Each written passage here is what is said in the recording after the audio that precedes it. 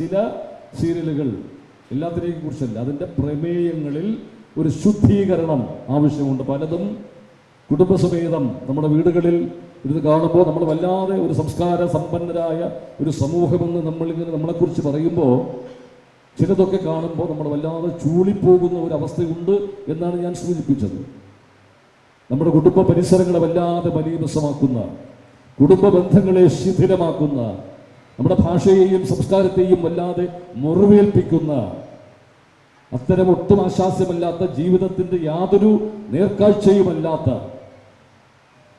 ഇതൊരു യഥാർത്ഥത ഇത് നമ്മൾ ആവിഷ്കരിക്കുമ്പോൾ അതിന് ജീവിതത്തിൻ്റെ ഒരു സ്വാഭാവികത ഉണ്ടാകുന്നുണ്ട്. ഇങ്ങനെ ഒരു കാര്യം അത് ജീവിതത്തിൽ സംഭവിക്കാം, അല്ലെങ്കിൽ സംഭവിക്കാൻ സാധ്യതയുണ്ട്. ഇതെന്തെങ്കിലും സംഭവിച്ചേക്കാം, എന്നെങ്കിലും ഒരു തോന്നൽ പ്രേക്ഷകരിൽ ഉൽപ്പാദിപ്പിക്കാൻ അതിന് കഴിയണ്ടേ. പക്ഷെ നമ്മുടെ പല സീരിയലുകളും കാണുമ്പോൾ ഇതൊന്നും ഭൂമിയിലേ ഇല്ലാത്ത ജീവിതങ്ങൾ, ഇങ്ങനെ ജീവിതങ്ങൾ ഭൂമിയിൽ എവിടെയെങ്കിലും ഉണ്ടോ എന്ന് സംശയിക്കുന്ന തരത്തിലുള്ള ചില പ്രമേയങ്ങൾ, അത് കണ്ടു വളരുന്ന നമ്മുടെ പുതിയ തലമുറയിലെ കുഞ്ഞുങ്ങളെക്കുറിച്ചുള്ള ആശങ്കകളാണ് ഞാൻ പങ്കുവച്ചത്. പലപ്പോഴും ഈ ടെലിവിഷൻ സെറ്റുകളുടെ ചുറ്റുപാടും നിന്നുള്ള വളരുന്ന കുഞ്ഞുങ്ങളാണ് നമ്മുടെ കുഞ്ഞുങ്ങൾ. അണുകുടുംബങ്ങളിലെ കുഞ്ഞുങ്ങൾ പലപ്പോഴും വർഷങ്ങളോളം തുടരുന്ന ഈ ടെലിവിഷൻ പരമ്പരകൾ നിരന്തരം കണ്ട് ഒരുപക്ഷെ ഇതിൻ്റെ മുമ്പിലിരുന്ന് ഈ കുട്ടികൾ കാണണമെന്നില്ല. അവർക്കിപ്പോൾ മൊബൈൽ ഫോണും മറ്റു പല കാര്യങ്ങളൊക്കെ ഉണ്ടാകും, അതിൻ്റെയൊക്കെ പുറകെയാകാം. പക്ഷെ എങ്കിൽ പോലും ഈ വീടിനുള്ളിൽ ഇതിങ്ങനെ വർഷങ്ങളോളം നിരന്തരം കേൾക്കുമ്പോൾ ആ ശബ്ദം ഈ വീടുകൾക്കുള്ളിലുള്ള കുഞ്ഞുങ്ങൾ എവിടെയെങ്കിലുമൊക്കെ ഇരുന്ന് ഇതിങ്ങനെ ചെവിയിൽ കേൾക്കുകയല്ലേ, ഇടയ്ക്കിടയ്ക്കത് കാണുകയല്ലേ. ഇങ്ങനെ നിരന്തരം കണ്ട് കാഴ്ചയുടെ ഒരു ശീലത്തിൽ വളരുന്ന കുഞ്ഞുങ്ങൾ, ഇതാണ് ജീവിതം, ഇങ്ങനെയാണ് ജീവിതം, ഇങ്ങനെയാകണം ജീവിതം, ഇങ്ങനെയാകണം ബന്ധങ്ങൾ, ഇതാണ് ശരി, ഇതാണ് നന്മ എന്നൊക്കെ ഒരു ബോധം, ജീവിതത്തെക്കുറിച്ചുള്ള ഒരു കാഴ്ചപ്പാട്, ജീവിതത്തെക്കുറിച്ചുള്ളൊരു സങ്കല്പം ഇത്തരം കാഴ്ചകളുടെ ശീലത്തിൽ അവർ രൂപപ്പെടുത്തിയെടുക്കുന്നു, അവർ പോലും അറിയാതെ. അങ്ങനെ വളർന്നു വരുന്ന ഒരു തലമുറയെക്കുറിച്ചുള്ള ആശങ്കകളാണ് ഞാൻ പങ്കുവച്ചത്.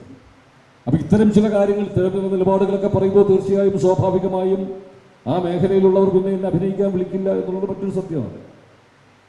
അപ്പം ഞാനിത് പ്രസ്താവന വന്നപ്പോൾ ചിലർ പറഞ്ഞു ഇത് ഞങ്ങളുടെയൊക്കെ കഞ്ഞുകൂടി മുട്ടിക്കുന്നൊരു പരിപാടിയാണ് പ്രേംകുമാർ കാണിച്ചു എന്ന് പറഞ്ഞു. ഞാൻ പറഞ്ഞു നിങ്ങളുടെ ആരുടെയും കഞ്ഞുകൂടി ഇതുകൊണ്ട് മുട്ടും എന്ന് ഞാൻ വിചാരിക്കുന്നില്ല. ഞാനിത് എത്രയോ വർഷങ്ങളായി പറഞ്ഞുകൊണ്ടിരിക്കുന്ന ഒരു കാര്യമാണ്. അത് സ്വയം ഞാൻ ഒരു ത്യാഗം സഹിച്ച് തന്നെയാണ് ഞാനത് പറയുന്നത്. അതെനിക്ക് പറഞ്ഞേ പറ്റൂ. കാര്യം ഞാൻ ഈ സമൂഹത്തിൻ്റെ ഭാഗമല്ലേ. അതുകൊണ്ട് നിങ്ങളുടെ ആരെയും കഞ്ഞുമുടി മുട്ടിയിട്ടില്ല, പക്ഷേ ഇത് പറഞ്ഞതുകൊണ്ട് എൻ്റെ കഞ്ഞുകുടി കുറേയൊക്കെ മുട്ടിയിട്ടുണ്ട് എന്നുള്ളത് സത്യമാണ്. ഇത് ഞാൻ പറയാറുണ്ട്.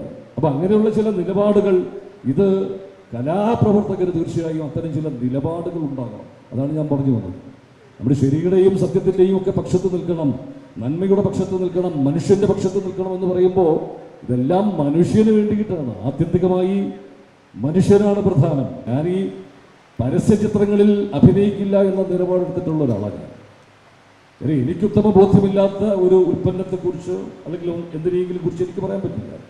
എന്നെ ഞാനാക്കിയ ഒരു സമൂഹം, അവരുള്ളത് കൊണ്ടാണ് ഞാനുള്ളത് കൊണ്ട് ആ സമൂഹത്തിൻ്റെ നേരെ നോക്കി പച്ചക്കള്ളങ്ങൾ ചിലതിനെക്കുറിച്ച് പറയാൻ എനിക്ക് പറ്റില്ല എന്നുള്ളത് കൊണ്ടാണ് പരസ്യ ചിത്രങ്ങളിൽ ഞാൻ അഭിനയിക്കാത്തത്. അതെൻ്റെ ഒരു നിലപാടാണ്. അപ്പോൾ ഞാനതിനെക്കുറിച്ച് പലപ്പോഴും പറഞ്ഞിട്ടുള്ളൊരു കാര്യമുണ്ട്. ഒരു ഉദാഹരണമായിട്ട് പറഞ്ഞത്, ഇപ്പോൾ ഇന്ന സോപ്പ് വാങ്ങി നിങ്ങൾ ഉപയോഗിക്കൂ എന്ന് ഞാൻ പറയണമെങ്കിൽ ആദ്യം ഇന്ന സോപ്പ് വാങ്ങി നിങ്ങൾ ഉപയോഗിക്കൂ, നിങ്ങളുടെ സ്കിൻ പ്രോബ്ലം മാറും, നിങ്ങളുടെ ചൊറിയാണ് സ്കിൻ. അപ്പോൾ ഇന്ന സോപ്പ് വാങ്ങി തേച്ചാൽ നിങ്ങളുടെ ചൊറി മാറുമെന്ന് ഞാൻ പറയണമെങ്കിൽ ആദ്യം സ്വന്തമായിട്ട് എനിക്ക് ചൊറി ഉണ്ടാകണം. പിന്നീട് ഞാൻ ഈ സോപ്പ് വാങ്ങണം, നിരന്തരം അത് ഉപയോഗിക്കണം, എന്നിട്ട് എൻ്റെ ഈ ചൊറി മാറി എന്ന് കൃത്യമായി ബോധ്യമുണ്ടെങ്കിൽ മാത്രമേ എനിക്ക് നിങ്ങളോട് പറയാൻ പറ്റൂ. ഇല്ലാതെ ഇന്നിപ്പോൾ എത്ര നമ്മുടെ മഹാതാരങ്ങൾ ഉൾപ്പെടെ ഇതൊക്കെ ഉപയോഗിച്ച് നോക്കിയിട്ടോ അല്ലെങ്കിൽ ഇതിൻ്റെ ചില ഫിനാൻസ് കമ്പനികളെ കുറിച്ചൊക്കെയുള്ള പരസ്യങ്ങൾ വരാറുണ്ട്. എന്തുറപ്പിന്മേലാണ് ഇവരിത് പറയുന്നത്? നിങ്ങൾ ഇന്ന ഈ സ്ഥാപനത്തിൽ കൊണ്ടുപോയി നിങ്ങളുടെ സ്വർണം വയ്ക്കൂ, അല്ലെങ്കിൽ നിങ്ങളുടെ പണം നിശ്ചയം. ഇവർക്ക് എന്തുറപ്പാണ് നാളെ ഈ സ്ഥാപനം? കഴിഞ്ഞ ദിവസം തന്നെ കണ്ടില്ലേ നമ്മുടെ കോൺഫിഡൻസ് ഗ്രൂപ്പിൻ്റെ സംഭവം. നമുക്ക് ഏതെങ്കിലും ഒരു സ്ഥാപനത്തെക്കുറിച്ച് അങ്ങനെ ഒരു ഉറപ്പോടുകൂടി നിങ്ങൾ ഇത് ചെയ്യൂ എന്ന് ധൈര്യത്തോടെ പറയാൻ നമുക്ക് പറ്റുമോ? അപ്പോൾ അങ്ങനെയൊക്കെ ചിലർ പറയുമ്പോൾ അതൊന്നും ഒരു കലാപ്രവർത്തകർക്ക് യോജിച്ചതല്ല എന്ന് ഞാൻ പറയും. അത് എൻ്റെ ഒരു നിലപാടാണ്. ഇപ്പോൾ എല്ലാവരും അങ്ങനെ പരിപാലിച്ച് അങ്ങനെ പോകണമെന്നൊന്നും നമുക്ക് അങ്ങനെയൊന്നും ഈ സമൂഹത്തെ ഒറ്റയടിക്ക് ശുദ്ധീകരിക്കാനൊന്നും പറ്റുമെന്ന് ഞാൻ വിചാരിക്കുന്നില്ല. പക്ഷെ നമ്മൾ പറയേണ്ടപ്പോൾ ചിലത് പറയണം. അങ്ങനെ പറയാതിരിക്കുന്നവൻ കലാകാരനല്ല, കലാപ്രവർത്തകനല്ല എന്ന് വിശ്വസിക്കുന്ന ഒരാളാണ് ഞാൻ. ഇവിടെ ഞാനിത് പറയുന്നത്, നിങ്ങളെല്ലാം കലാപ്രവർത്തകരാണ്. നാളെ കലാസൃഷ്ടികൾ നിരവധിയായിട്ട് ഈ മേഖലയിൽ സൃഷ്ടിക്കേണ്ട സർഗാത്മകതയുടെ ഏറ്റവും വലിയ അടയാളങ്ങളാണ് എൻ്റെ മുമ്പിലിരിക്കുന്നത്. ഏറ്റവും മികച്ച സാങ്കേതിക വിദഗ്ധർ, സംഗീതജ്ഞർ, നടീനടന്മാർ ഒക്കെ ഈ മേഖലയിലുണ്ട്. ഈ മേഖലയിൽ ഏറ്റവും മികച്ച ഈ മലയാള സിനിമയും മലയാള ടെലിവിഷൻ മേഖലയും എന്നൊക്കെ പറയുന്നത് സാങ്കേതികതയുടെ കാര്യത്തിൽ, സർഗാത്മകതയുടെ കാര്യത്തിലൊക്കെ ഏറ്റവും വലിയ അഭിമാനകരമായ ഔന്നത്യത്തിൽ നിൽക്കുന്ന ഒന്നാണ്. ആ മേഖലയിൽ നാളെ വലിയ സംഭാവനകൾ നിങ്ങളിൽ നിന്ന് ഞങ്ങളൊക്കെ പ്രതീക്ഷിക്കുന്നു എന്നുള്ളത് കൊണ്ടാണ് ഇങ്ങനെയുള്ള ചില കാര്യങ്ങൾ തുറന്ന് പറയാൻ ഇടവരുന്നത്. ഇത് നിങ്ങൾ സ്വീകരിക്കുകയോ സ്വീകരിക്കാതിരിക്കുകയോ ഒക്കെ ചെയ്യാം. ആവിഷ്കാര സ്വാതന്ത്ര്യം എന്ന് പറയുന്നത് കലാകാരൻ്റെ മൗലികമായ അവകാശമാണ്. അതെങ്ങനെ ആവിഷ്കരിക്കണം, എന്താവിഷ്കരിക്കണം എന്നൊക്കെ നിങ്ങൾ തീരുമാനിച്ചുകൊള്ളൂ. അതിലേക്കൊന്നും ഞാൻ കടക്കുന്നില്ല. പക്ഷേ ഈ ആവിഷ്കാര സ്വാതന്ത്ര്യം എന്ന് പറയുന്നത് പോലും അത് എന്നും ആവിഷ്കരിക്കാം, എങ്ങനെയും ആവിഷ്കരിക്കാം എന്ന ചിന്തയിലേക്ക് അതിര് കടക്കുന്നത് അതൊരു ഭൂഷണമായ കാര്യമല്ല.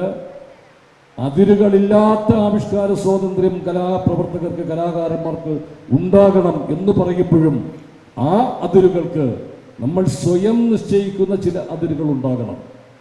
ആ അതിരുകൾ അത് സമൂഹത്തിന് അവരെ മുന്നോട്ട് നയിക്കുന്ന, ഞാൻ നേരത്തെ പറഞ്ഞതുപോലെ ഒരു പുരോഗമനപരമായ ഒരു സമൂഹത്തെ രൂപപ്പെടുത്തുന്നതിന് സത്യത്തിനും നീതിക്കുമൊക്കെ ഇടമുള്ള, കാരുണ്യത്തിനും കനിവിനുമൊക്കെ ഇടമുള്ള, മനുഷ്യപക്ഷത്ത് നിൽക്കുന്ന നിലപാടുകളോടുകൂടിയ ആവിഷ്കാര സ്വാതന്ത്ര്യങ്ങൾ അത് ആണ് ഉണ്ടാകേണ്ടത്. അത്തരം മികച്ച ആവിഷ്കാരങ്ങൾ ഉണ്ടാകട്ടെ എന്ന് മാത്രം ഹൃദയപൂർവ്വം ആശംസിച്ചുകൊണ്ട് ഇവിടെ ഇരിക്കുന്ന ഭാവിയിലെ വലിയ വലിയ കലാപ്രതിഭകൾക്ക്, സാങ്കേതിക വിദഗ്ധർക്ക്, കലയുടെ സാഹിത്യത്തിൻ്റെ വിവിധ മേഖലകളിൽ പ്രവർത്തിക്കുന്ന ഏറ്റവും ശ്രേഷ്ഠ വ്യക്തിത്വങ്ങൾക്ക് എല്ലാ അഭിവാദ്യങ്ങളും അറിയിക്കുന്നു. ഒരു കാര്യം കൂടി മാത്രം പറഞ്ഞുകൊണ്ട് ഞാൻ നിർത്താം. ഇവിടെ ഇന്ന് പുരസ്കാരങ്ങൾ പ്രഖ്യാപിക്കാൻ പോവുകയാണ്. അത് ആകാംക്ഷയോട് നിങ്ങൾ കേൾക്കാനും ഇരിക്കുന്നു. ഈ കലയുടെ കാര്യത്തിൽ ഒരിക്കലും ഒരു വിധി നിർണയവും അന്തിമമല്ല എന്ന് നിങ്ങൾ തിരിച്ചറിയേണ്ടതുണ്ട്. ഇവിടെ ഇപ്പോൾ ഒരുപക്ഷെ പുരസ്കാരം കിട്ടുന്നവർ അവർ ആ പുരസ്കാര ലഭ്യതയിൽ അല്ലെങ്കിൽ പുരസ്കാര നിറവിൽ അമിതമായി ആഹ്ലാദിക്കേണ്ട കാര്യവുമില്ല. പുരസ്കാരം ലഭിക്കാതെ പോയവർ അവർ വിഷമിക്കേണ്ട കാര്യവുമില്ല. കാര്യം ഇത് ഒരു ജൂറിയുടെ മാത്രം തീരുമാനമാണ്. കലയുടെ കാര്യത്തിൽ അങ്ങനെയാണ്, അന്തിമമല്ല എന്ന് ഞാൻ പറഞ്ഞപ്പോൾ ഒരു ഓട്ട മത്സരത്തിൽ ഒന്നാമതെത്തുന്ന ആളെ എല്ലാവർക്കും ഒരുപോലെ ഒരേ സമയം കാണാൻ പറ്റും.